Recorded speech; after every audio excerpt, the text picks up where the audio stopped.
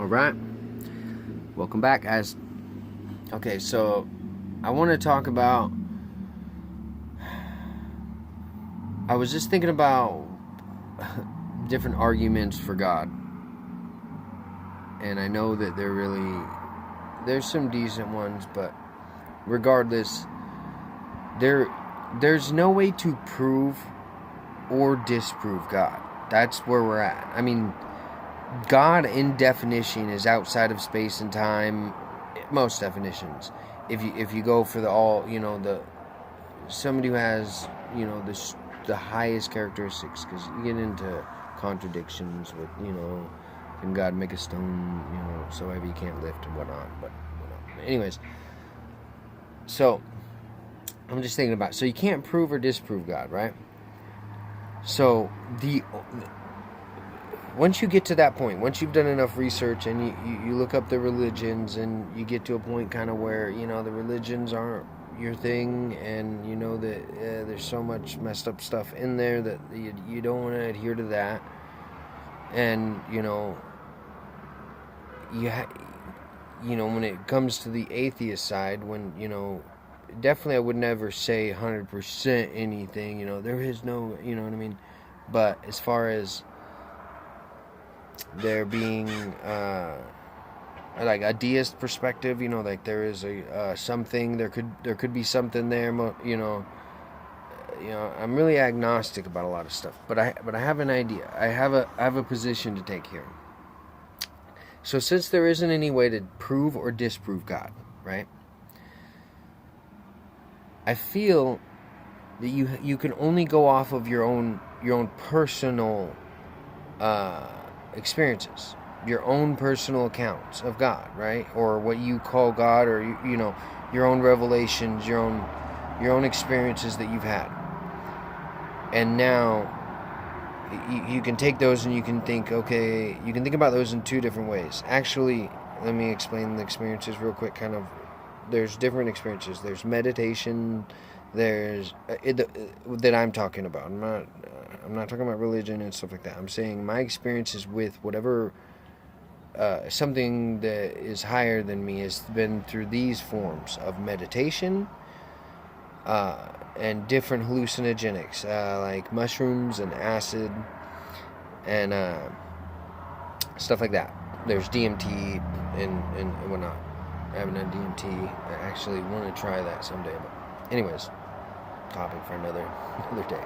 So basically where I'm at is you only have your own personal experiences to go on, because the evidence is not saying any religion's right, and philosophy isn't being able to prove or disprove, and physics is basically just showing us what's happening. It's not saying if it's, there's the fine-tuning argument, which isn't really a good argument.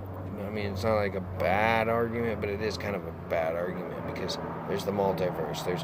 This could be a big, the Big Bang could have had many Big Bangs, and blah, blah, you know what I mean? The universe could be so big, there could be so much stuff. So it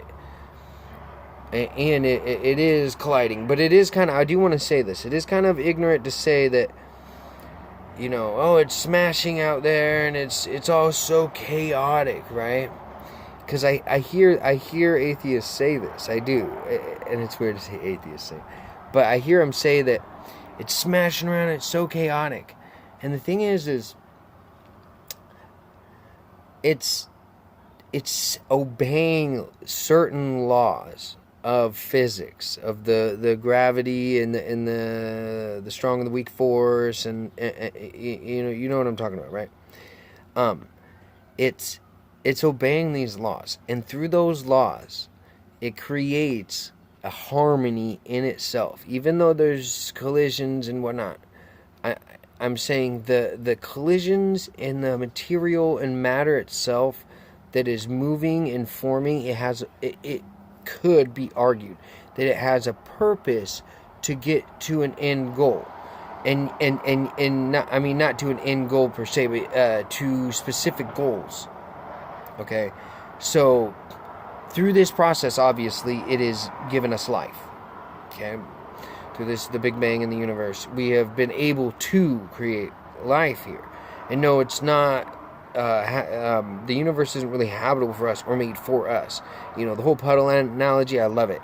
I mean, you know, oh, it looks so great here. That, I mean, it literally just disproves this fine-tuning argument to a max. But to say it's all chaotic and crassing around is like, is being, you know, and like, what is that, an ad hoc, or you know, it's basically, you know, you're overplaying it. You're making it sound more than it is. But anyways, that's neither here nor there. So getting back to the point,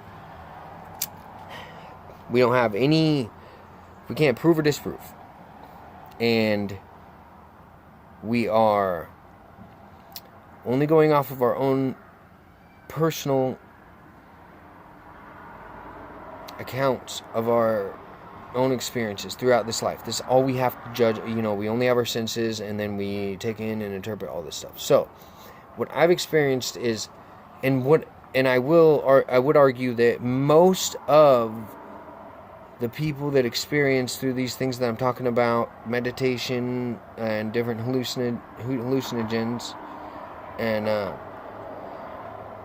there is some other ways that religion has tied into this barely through a regimen of like fasting and eating stuff, but that's not neither here nor there.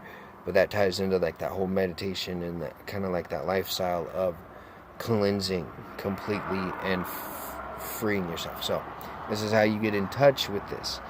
And what this is, I believe, and I've talked something about it on another video. I don't know if this stuff is all out and everything yet, or how it's all going to be working out. But basically, just like on the quantum level, everything works on a wave. You have the wave function itself. I believe that consciousness itself, awareness, is a wave itself, a wave function. It's at the base of reality. It's what gives. It's almost like if you can think in yourself right now, if I said, imagine a pink elephant, right? And you think of that pink elephant.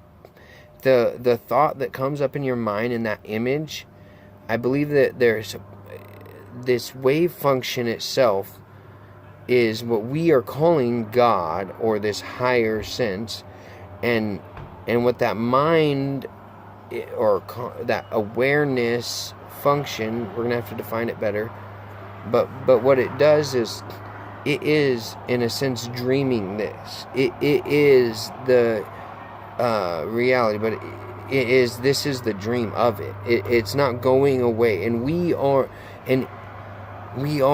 inside of that, but that isn't going away. It is what reality is, and then we are able to manipulate from inside of the dream of it, right?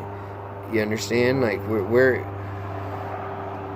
okay. So then when you are using mushrooms or acid or meditating, what's happening is your brain. Okay, so most atheists and skeptics would say that your brain is being manipulated. You're producing serotonin and dopamine and these other chemicals that are manipulating your brain's functions and slowing other ones' functions down and speeding other ones up, and that's what's happening, and that's why you're experiencing that and whatnot. But I would argue that we still don't understand consciousness, so we don't want to over speculate too much, and I don't want to either. But when we put stuff together, when we put matter, we can't put a brain together and make a person yet. We don't know how to put a bunch of matter together and then have it come alive, right? So like I was saying, the wave function of the brain wave function of the base of reality would explain how that comes together when stuff does come together, and it does make that process. And then also we are basically like a receiver. It's like a AM FM radio wave. When something's broadcasted out like this consciousness wave, you have to have a receiver to be able to pick it up. And right now, anything that is has the certain the right construct, like a brain, to pick this up picks it up.